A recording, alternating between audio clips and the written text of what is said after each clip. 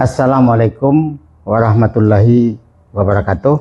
Waalaikumsalam warahmatullahi wabarakatuh. Selamat datang di podcast PGAI Rindu, Pendidikan Guru Agama Islam Padang, Ruang Inspirasi dan Diskusi Umat.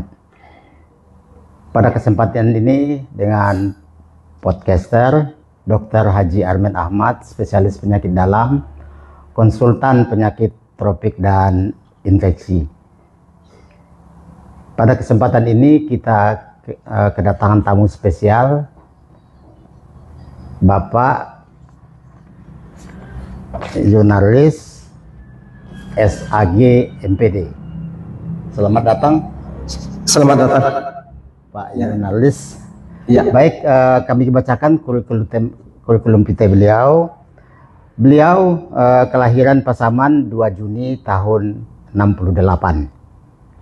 Kegiatan pekerjaan beliau adalah PNS, saat ini sebagai Kepala Sekolah SMA Negeri 1 Gunung Tuleh, Kabupaten Pasaman Barat. Riwayat pendidikan beliau sekolah dasar di Pasaman Barat, kemudian Madrasah Sanawiyah masih di Pasaman Barat juga. Kemudian beliau melanjutkan pendidikan di Madrasah Aliyah PGAI Padang. Setamat dari itu beliau melanjutkan kuliah di Yayan Imam Bonjol Padang, dan terakhir pendidikan beliau adalah S2 UNP Padang. Saat ini beliau menjabat sebagai Sekretaris Pembina Yayasan Pendidikan Guru Agama Islam Padang. Jadi kita akan melakukan spesial wawancara dengan beliau. Jadi kita lihat masyarakat kita ini bingung ini. Ada yang PB, ada yang yayasan, dua-duanya Abdullah Ahmad. Nah, seperti apa sih perjalanan ini? Ini yang mau kita tanyakan kepada beliau.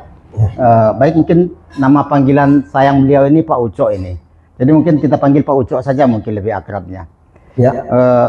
Pak Uco, ada beberapa pertanyaan ini yang terbesit di pikiran masyarakat. Seperti apa sih perjalanan PGAI ini? Sehingga nanti terakhir itu ada muncul yayasan, ada PB.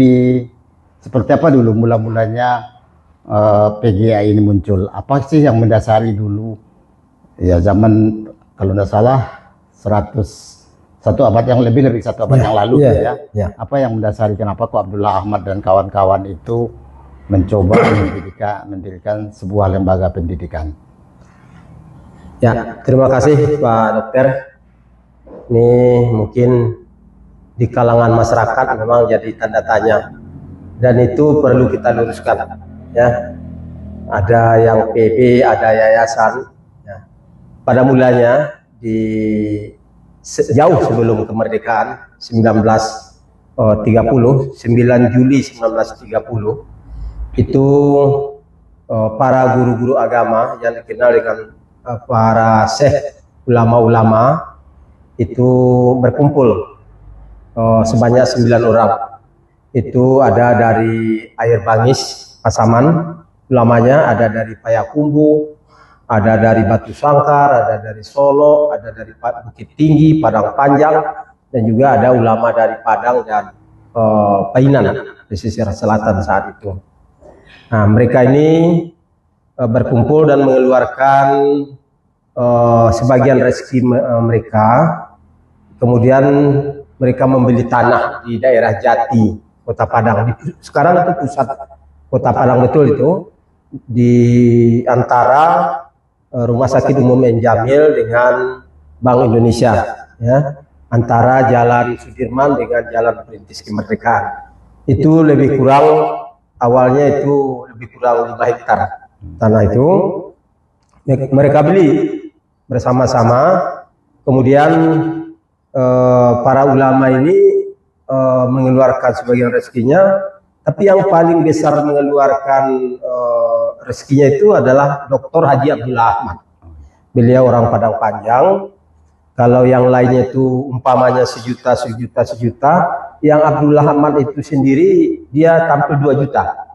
Maka untuk penghormatannya pada itu jauh sebelum kemerdekaan itu, maka diangkatlah sebagai ketuanya perkumpulan Persatuan Guru-Guru Agama Islam itu, mereka namakan dengan PGAI, Persatuan Guru-Guru Agama Islam waktu itu.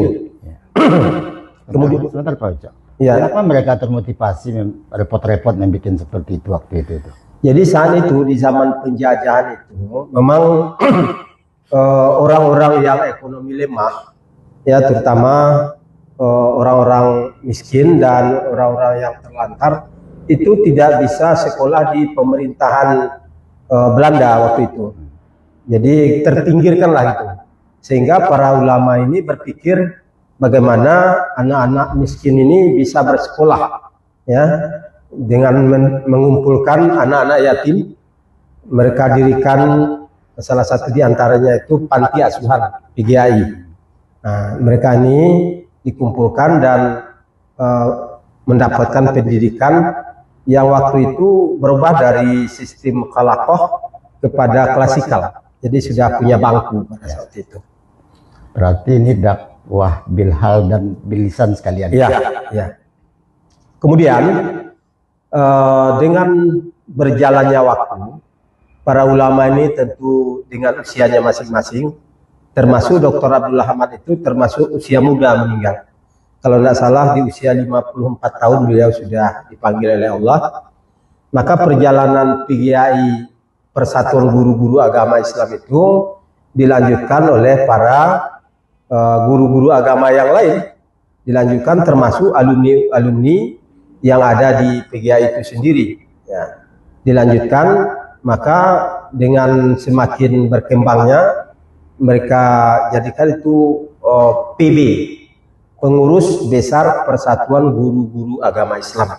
Nah, awalnya Persatuan Guru-Guru aja, jadi dibuat pusatnya. Sebenarnya pusat itu mestinya di ibu kota negara itu, tapi karena ini baru di tingkat provinsi, maka itu ibu kota provinsi Padang, maka dilakukan di sana PGAI, Pengurus Besar Persatuan Guru-Guru Agama Islam pada waktu itu.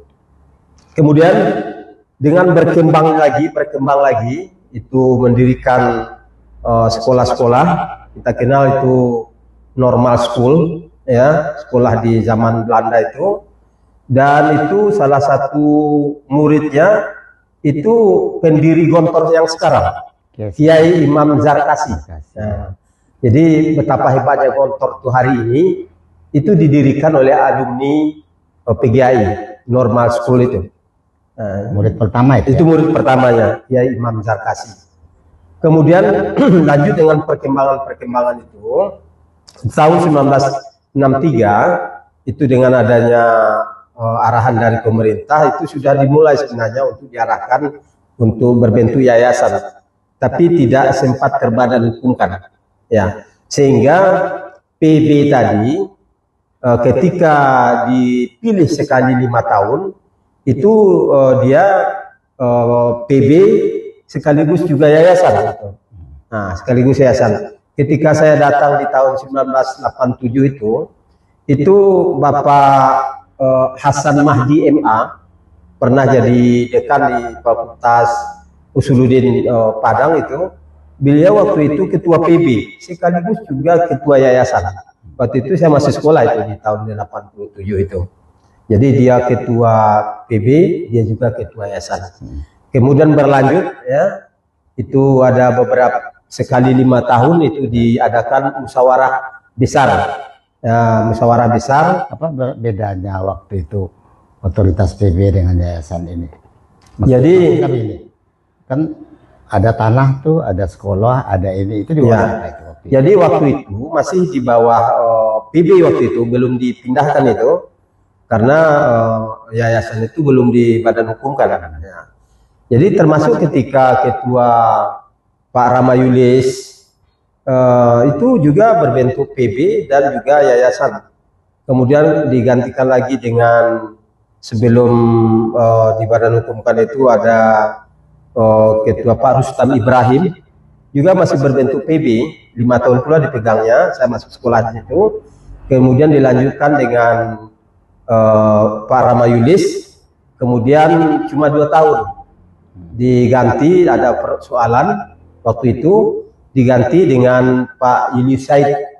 Saya masih ingat sekretarisnya waktu itu Bapak Agus Pardigaus, yang kemarin itu pernah jadi anggota DPR RI. Ya, beliau pernah jadi sekretaris yayasan. Ya.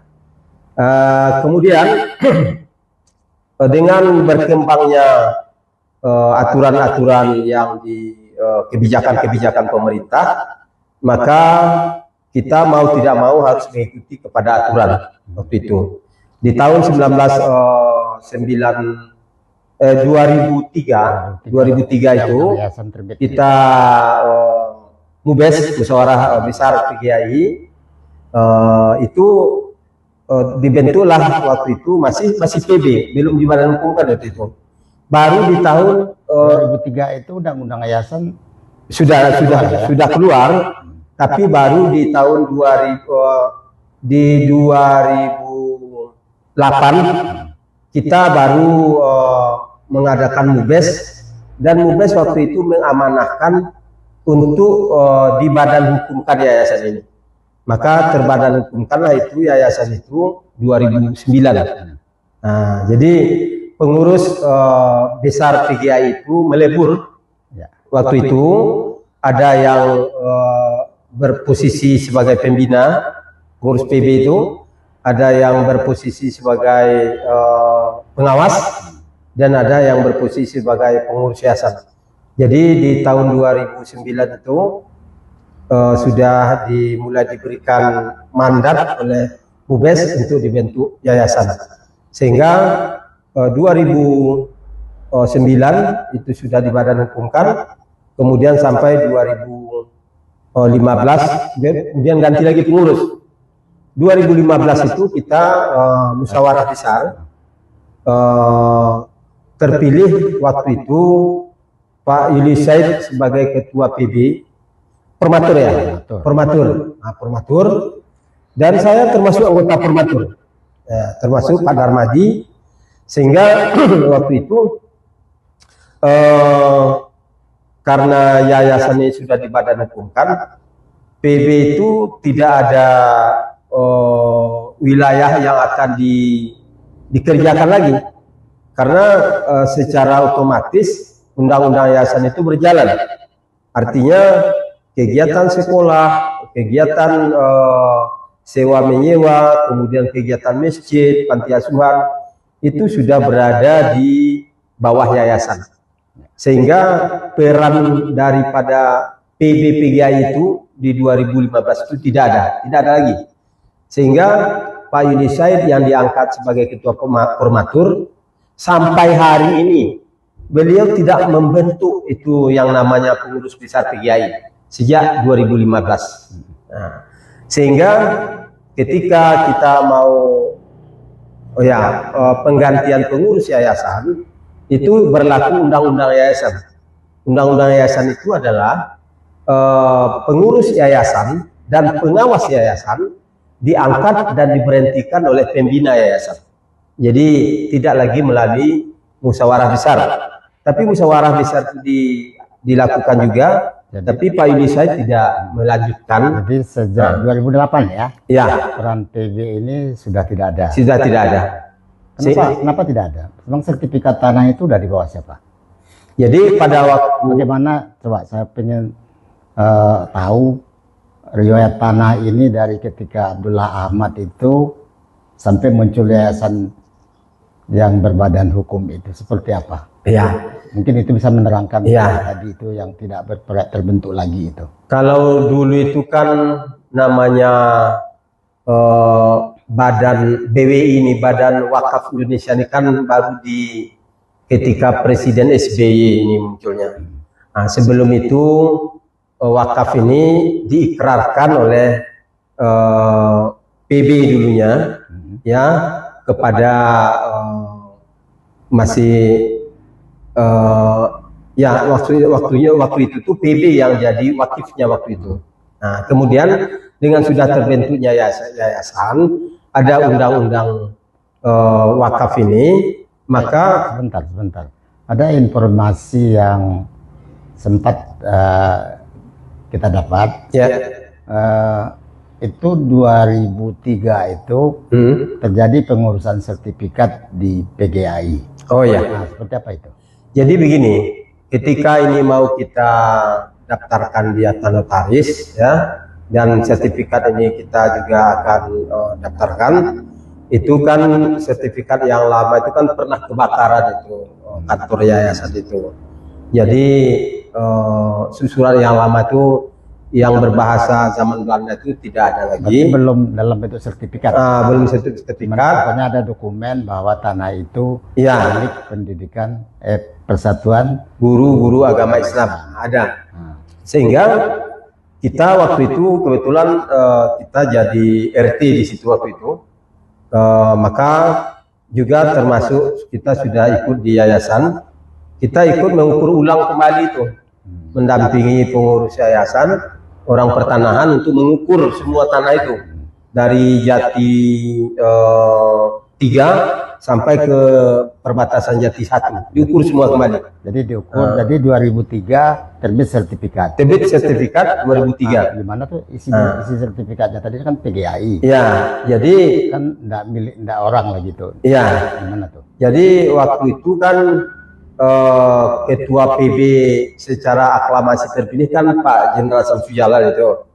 Ya, maka secara maraton ini sekretarisnya Dr. Bori ya, secara maraton ini dibenahi, sertifikat ini didaftarkan lagi sehingga keluar sertifikat itu secara keseluruhan.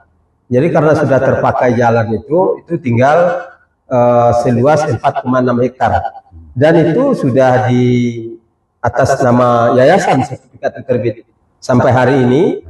Sertifikat tanah itu atas nama Yayasan Dr. Haji Abdullah Ahmad Pendidikan Guru Agama Islam Padang. Berarti dari itu sudah menjadi perorangan dulu kan tidak salah ya? Iya, perorangan. Setelah yayasan ini dibakukan atau diterbitkan Kemenkumhamnya gitu ya? Iya. Baru dia bertukar menjadi yayasan gitu. Iya. Jadi karena yayasan ini sudah terdaftar di akta notaris, kemudian sudah keluar SK Kemenkumhamnya, tentu tanah ini didaftarkan ke BPN dan tentu keluar sertifikat tanah atas nama Yayasan Dr. Haji Abdullah Ahmad Pendidikan Guru Agama Islam Padang. Tahun berapa tuh? 2000 berapa? 2003. Yang yayasan. Yang yayasan 2009. 2009. Jadi tepatlah tadi itu alasan mungkin beliau Pak Ketua Formatur kemarin itu. Oh ya, Pak Yuni Said. Nah, itu mungkin tepatlah itu alasannya mungkin lagi karena undang-undang yayasan itu kan semua yang ada di yayasan itu diatur oleh anggaran dasar anggaran rumah tangga ya. Iya. Nah, jadi kalau sudah masuk ke dia tentu tidak ada peran PB lagi. Iya, tidak ada. Jadi mungkin Pak Yuni Said ini memang dia mengatakan seperti itu. Saya masih ingat itu. Untuk apa nih dibentuk lagi PB? Karena yayasan itu sudah di badan hukum. Kan semua harta kekayaan ini, kegiatan ini dikelola oleh yayasan. Jadi PB ini tak ada gunanya lagi, sehingga tidak pernah diadakannya rapat untuk membentuk pengurus. Tidak pernah. Berarti terakhir yang ada itu Formatur PB PGAI 2000 berapa? 2015, 2020. Nah, itu yang ada formatur aja. Jadi formatur aja. Iya, tidak ada. Lagi ya. Jadi sampai hari ini yang ditunjuk sebagai ketua formatur Pak Yudi Said dan saya juga sebagai anggota formatur tidak pernah melakukan rapat untuk pembentukan PB berikutnya karena yayasan ini sudah dikelola, tanah ini sudah dikelola oleh yayasan. Berarti saat ini yayasan itu sepenuhnya harta yang 5,5 hektar lah. Iya, 5,5 hektar. 4,6 yang tinggal. 4,6 hektar yang tinggal. Iya, yang di dalam sertifikat. Ya. Ya, berarti dengan itu sekarang semua aktivitas tanah dulu yang di di Patongkongan kata orang Padang ya. Iya. Ahmad dan Di Pasamuan ya. Di Pasamuan ya. Itu Ya. sudah resmi di bawah yayasan, tidak di bawah PBPGI. Enggak. Itu Karena sertifikatnya PBPGI ada. Nah, sertifikatnya ada. Mungkin masuk akal ya kenapa Ya. Bapak beliau Pak Julius Said tadi tidak membentuk lagi Ya. urusan. Demikian mungkin wawancara kita pada sore ini dengan Bapak Pak Ucok, Pak Yunarlis SAG MPD. Sudah agak jelas mungkin di kita seperti apa perjalanan berdirinya Abdullah Ahmad ini.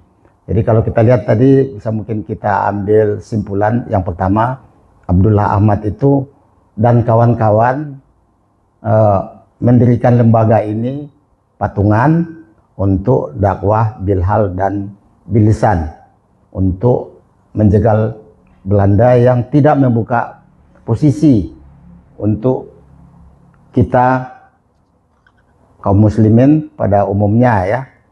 Kemudian 2003 Undang-Undang Yayasan terbit. Nah, sebelum itu sudah ada wacana-wacana mau meyayaskan PBPGI ini mendirikan yayasan, sudah ada wacana itu.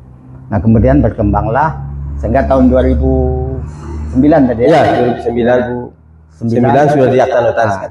Yayasan Pendidikan Guru Agama Islam Padang sudah berjalan sebagaimana Undang-Undang Yayasan Republik Indonesia. Ya. Jadi semua aktivitas kegiatan yang ada di tanah yang tadi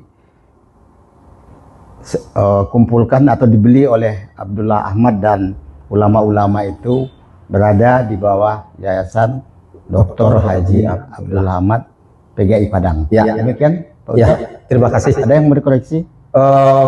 Rasanya seperti itu perjalanan dan kita tidak menambah-nambah dan mengurangi, dan itu apa adanya. Baik, demikian mungkin terima kasih. Alhamdulillah wa syukurillah kita dapat ketemu dengan beliau pada kesempatan ini untuk kita memahami seperti apa duduknya yayasan, seperti apa duduknya PBPGI. Mudah-mudahan bermanfaat untuk mencerdaskan kita semua sesuai dengan topik kita tadi podcast kita ini inspirasi dan diskusi umat. Jadi pada kesempatan ini dalam rangka diskusi umat ini. Terima kasih Pak Yunarlis. Oke, terima kasih kembali. Sehat selalu. Mudah-mudahan bermanfaat. Ya. Assalamualaikum warahmatullahi Waalaikumsalam warahmatullahi wabarakatuh.